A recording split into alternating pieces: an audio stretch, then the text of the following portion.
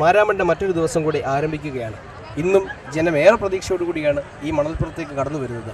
സൗഖ്യത്തിനും രൂപാന്തരത്തിനും ഇന്നത്തെ കൺവെൻഷൻ യോഗങ്ങൾ എല്ലാവർക്കും ഒരുപോലെ സഹായകരമായി തീരട്ടെ എന്ന് അബാന്യൂസ് കുടുംബമായി ആശംസിച്ചുകൊണ്ട് ഇന്നത്തെ മോർണിംഗ് സെഷനിലേക്ക് നമുക്ക് ഒന്നിച്ച് പ്രവേശിക്കാം.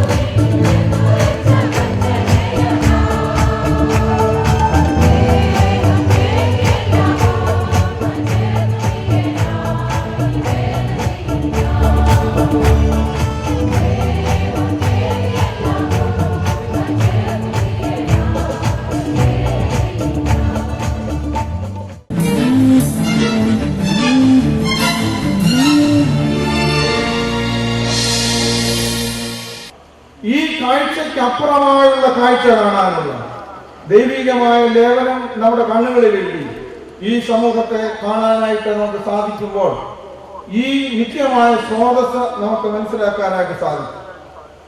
ഈ നിത്യമായ സ്രോതസ്സിന്റെ മറ്റൊരു പദപ്രയോഗമാണ് വിശുദ്ധ കുർബാന എന്ന് പറയുന്നത്. എന്നാൽ ഈ വിശുദ്ധ കുർബാനയിൽ നമ്മൾ ഇവിടെ വായിച്ച ഭാഗത്ത് വായിക്കുന്നു, ദൈവമായ യേശു കർത്താവ് പറയുന്നു, ഇത് എൻ്റെ ശരീരമാണ്, ഇത് എൻ്റെ രക്തമാണ്, ഇത് നിങ്ങൾ കുടിക്കുമ്പോഴൊക്കെയും നിങ്ങൾ എന്നോട് ബന്ധപ്പെടുകയാണ്, എന്നെ ഓർക്കുകയാണ്. അതുകൊണ്ട് ഇന്ന് നമ്മൾ കുറച്ച് സമയം ആലോചനയ്ക്ക് വിഷയീഭവിപ്പിക്കുന്നത് നമ്മുടെ പള്ളിയിലെ കുർബാനയും നമ്മുടെ അനുദിന കുർബാന ജീവിതവും തമ്മിൽ എങ്ങനെ ബന്ധപ്പെട്ടിരിക്കുന്നു എന്നുള്ളതിനെ കുറിച്ചാണ്. ക്രിസ്തീയ ജീവിതത്തിന്റെ കേന്ദ്രമാണ് അന്തസാര സത്തയാണ്. ക്രിസ്തീയ ജീവിതത്തിന്റെ സാര സംഗ്രഹം എന്ന് പറയുന്നത് വിശുദ്ധ കുർബാനയാണ്. നമ്മൾ മനസ്സിലാക്കുന്നുണ്ട്, Eucharist makes the church and the church draws its energy from the Eucharist. വിശുദ്ധ കുർബാന സഭയെ സൃഷ്ടിക്കുന്നു, വിശുദ്ധ കുർബാനയിൽ നിന്ന് സഭ ശക്തി കണ്ടെത്തുന്നു. അങ്ങനെയാണെങ്കിൽ ക്രിസ്തീയ ജീവിതത്തിന്റെ വ്യാകരണം നിശ്ചയിക്കുന്നത് the grammar of Christian life വിശുദ്ധ കുർബാനയാണ്. നമുക്കെല്ലാവർക്കും അറിയാം, കമ്പോളത്തിൽ ഒരിക്കലും മനുഷ്യരില്ല, കമ്പോളത്തിൽ ഇടപാടുകാർ മാത്രമേ ഉള്ളൂ. അങ്ങനെയാണെങ്കിൽ ഒരുപാട് ആളുകൾ കമ്പോളത്തിൽ നിന്ന് എക്സ്ക്ലൂഡ് ചെയ്യപ്പെടുന്നു, ഇവിടെ നിന്ന് ഒഴിവാക്കപ്പെടുന്നു, ഒത്തിരി ആളുകളെ എലിമിനേറ്റ് ചെയ്യപ്പെടുന്നു.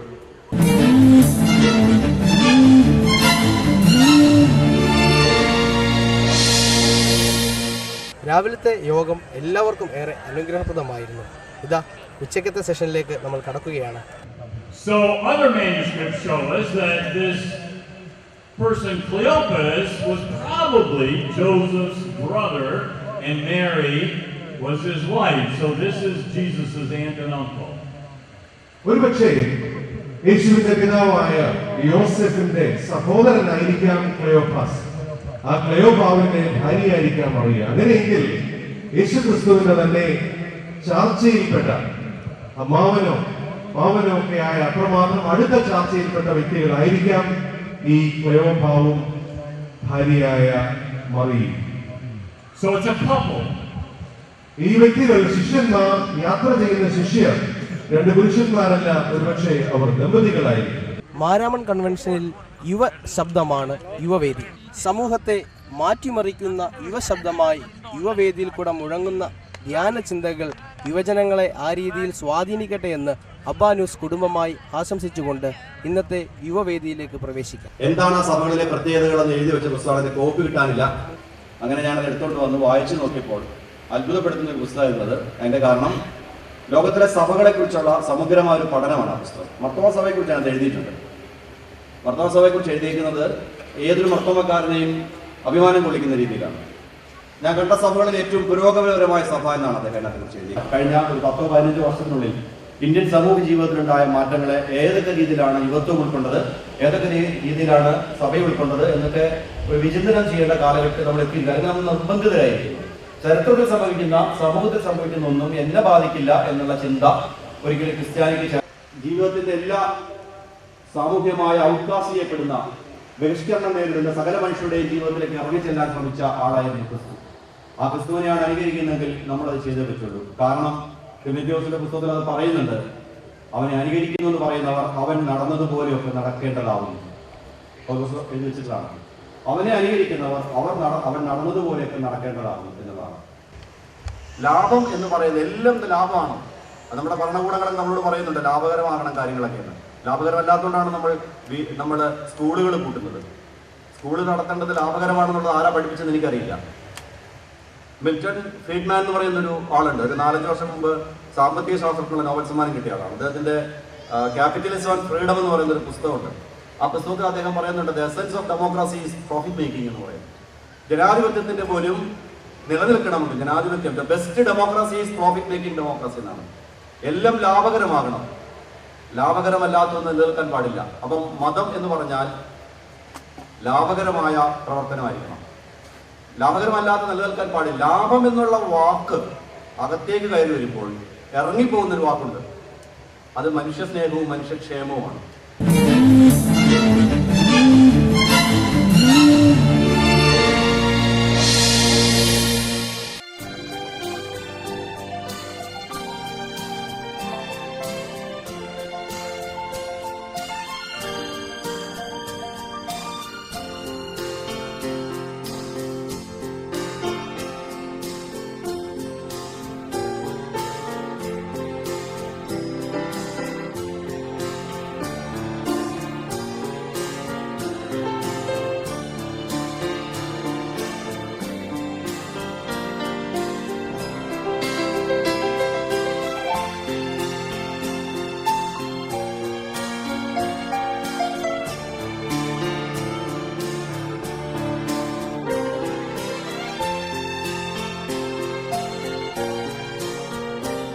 കുവൈറ്റിലുള്ള ഏതാനും യുവജനങ്ങളുടെ മനസ്സിലൊഴിച്ച വലിയൊരു ആശയമാണ് സുവിശേഷ പ്രവർത്തനം ഈ മാധ്യമങ്ങളിലൂടെ വരുന്നത്. ആ വലിയ പ്രവർത്തനം ആരംഭിച്ചിട്ട് ഏതാനും നാളുകളായി വലിയ നല്ല റെസ്പോൺസാണ് ഇതിൻ്റെ സ്ഥലങ്ങളിൽ ലഭ്യമായിക്കൊണ്ടിരിക്കുന്നത്. അനേകം യുവാക്കൾക്കും അല്ലാത്തവർക്കും യേശുകർത്താവിൻ്റെ സ്നേഹം പങ്കിടുവാൻ തക്കവണ്ണം ഇടയായിത്തീരുന്നു എന്നുള്ളത് ഏറ്റവും സന്തോഷകരമായ ഒരു അനുഭവമാണ്. പ്രിയപ്പെട്ട മക്കളെ ദൈവം അനുഗ്രഹിക്കട്ടെ എന്ന് ആശംസിക്കുന്നു. കൺവെൻഷൻ യോഗങ്ങൾ മൂലം മാർത്തോമാ സഭയ്ക്കും മറ്റുള്ള സഭകൾക്കും ആത്മീയമായിട്ടുള്ള പ്രചോദനവും അനുഗ്രഹങ്ങളും അത്ര ലഭിച്ചുകൊണ്ടിരിക്കുന്നു. അത് ഇന്നും അതിൻ്റെ നിലനിൽപ്പ് തുടർന്നുകൊണ്ടേയിരിക്കുന്നു. മാരാമൺ കൺവെൻഷൻ ഞങ്ങൾക്ക് വളരെ സന്തോഷകരമായ ഒരു അനുഭവമാണ്. എല്ലാ വർഷവും ഞങ്ങൾ ഈ പന്തലിലേക്ക് കടന്നു വരാറുണ്ട്. ഞങ്ങൾക്ക് വളരെയധികം സന്തോഷകരമായ മാനസികമായും ആത്മീയമായും ഞങ്ങൾ വളരെ സന്തോഷകരമായിട്ട് അനുഗ്രഹത്തോടു കൂടിയാണ് ഞങ്ങൾ ഇവിടുന്ന് പോയിട്ടുള്ളത്. ഞങ്ങൾക്ക് എല്ലാ വർഷവും ഇനി മുന്നോട്ടും ഇവിടെ വന്ന് ദൈവത്തെ സ്തുതിച്ച് പാടുവാനും ഈ അനുഗ്രഹം ഞങ്ങൾക്ക് ജീവിതത്തിൽ എന്നും ഒരു നല്ല ഓർമ്മയായിട്ട് നിലനിൽക്കാനായിട്ട് ദൈവം ഞങ്ങൾ ഇത്രത്തോളം നടത്തി. ഇനി മുന്നോട്ടും ഇങ്ങനെ ഞങ്ങളെ ദൈവം അനുഗ്രഹിക്കും എന്ന് വിശ്വസിച്ചുകൊണ്ട് ഇവിടെ നിന്ന് ഞങ്ങൾ സന്തോഷകരമായിട്ട് മടങ്ങിപ്പോന്നു.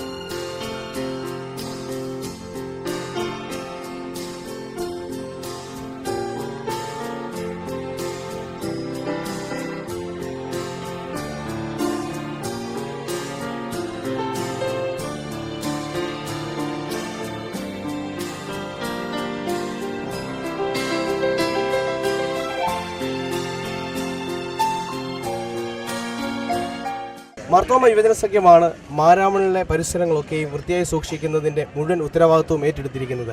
അവരുടെ ക്ലീൻ മാരാമൺ എന്നുള്ള പ്രോജക്റ്റാണ്. ഇന്ന് മാരാമണിൻ്റെ ശുചിത്വം ഏറ്റെടുത്തിരിക്കുന്നത് റാന്നി നിലയ്ക്കൽ ഭദ്രാസനത്തിലെ ചുണക്കൊട്ടന്മാരാണ്. അതിൻ്റെ നേതൃത്വത്തിലുള്ള എല്ലാ പ്രിയപ്പെട്ടവരും ഇവിടെയുണ്ട്. അതിൻ്റെ ചുമതലയിലുള്ള ടോംസ് നൈനാൻ അച്ഛൻ ഇപ്പോൾ നമ്മോട് സംസാരിക്കും. മാരാമൺ മഹായോഗത്തിൻ്റെ ക്ലീൻ മാരാമൺ പദ്ധതിയുമായി ബന്ധപ്പെട്ട് നടത്തുന്ന ക്ലീനിങ് പ്രോഗ്രാം മാർത്തോമാ യുവൻ സഖ്യം അതിൻ്റെ നെഞ്ചിലേറ്റുക. മാർത്തോമാ യുവൻ സഖ്യത്തിൻ്റെ ആഭിമുഖ്യത്തിൽ ഈ ക്യാമ്പസ് ക്ലീൻ ചെയ്യുക എന്ന് പറയുമ്പോൾ, ഈ മണൽപ്പുറം മുഴുവൻ ക്ലീൻ ചെയ്യുക എന്ന് പറയുമ്പോൾ വളരെ സന്തോഷത്തോടു കൂടിയാണ് അത് യുവജനങ്ങൾ ഏറ്റെടുക്കുന്നത്. ഓരോ ഭദ്രാസനവും അതിൻ്റെ പ്രവർത്തനങ്ങൾ വളരെ ഭംഗിയായിട്ട് ചെയ്തുകൊണ്ടിരിക്കുക. ഇന്ന് റാന്നി നിലയ്ക്കൽ ഭദ്രാസനം അതിൻ്റെ പ്രവർത്തനത്തിൽ പങ്കാളികളാകും.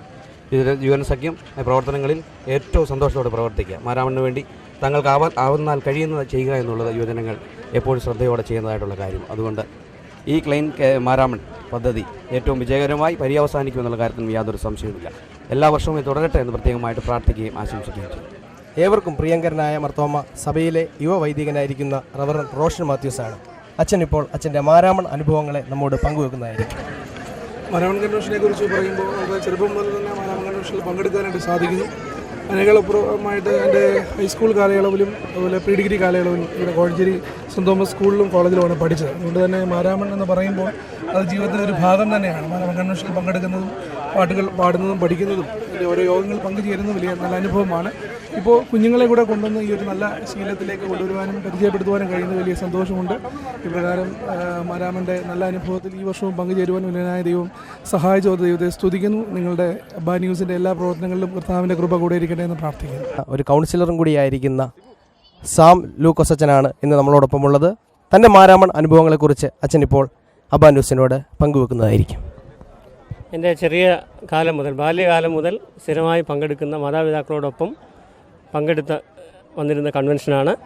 അച്ഛനായ ശേഷം 4 വർഷം മാരാമണ്ണ് ഇടവകയിൽ പ്രവർത്തിക്കാൻ സാധിച്ച കാലഘട്ടത്തിൽ ഈ കൺവെൻഷനോട് ചേർന്ന് വിജിലൻസിൻ്റെ ചുമതല വഹിച്ചു. അത് കഴിഞ്ഞ് 5 വർഷം വെല്ലൂർ ഉണ്ടായിരുന്ന കാലഘട്ടത്തിലും വെല്ലൂർ ഗൈഡൻസ് സെൻറ്ററിൻ്റെ പ്രവർത്തനങ്ങളെക്കുറിച്ച് വിശദീകരിക്കാനായിട്ട് ഈ മണപ്പുറത്ത് ഒരാഴ്ച താമസിച്ച് സ്റ്റോളിൽ പ്രവർത്തിക്കുന്ന സന്തോഷത്തോടെ ഓർക്കുന്നു. ഇപ്പോൾ ഈ ദിവസങ്ങളിലെല്ലാം മാനസിക പ്രയാസങ്ങളുമായിട്ട് വന്ന ആളുകൾക്ക് ആവശ്യമായ കൗൺസിലിംഗ് നൽകുന്നതിന് ദൈവം തമ്പുരാൻ ഇടയാക്കിക്കൊണ്ടിരിക്കുന്നു. മാരാമൺ കൺവെൻഷൻ എന്ന് പറയുന്നത് എനിക്ക് കുഞ്ഞിലെ മുതലേ എനിക്ക് വളരെ സ്വാധീനം ചെലുത്തിയ ഒരു കാര്യമാണ്. ഇവിടുത്തെ സമർപ്പണവും ഇവിടുത്തെ ധ്യാനവും ഇവിടുത്തെ പാട്ടുകളും എനിക്ക് ഏറ്റവും ഇഷ്ടമുള്ള കാര്യങ്ങളാണ്.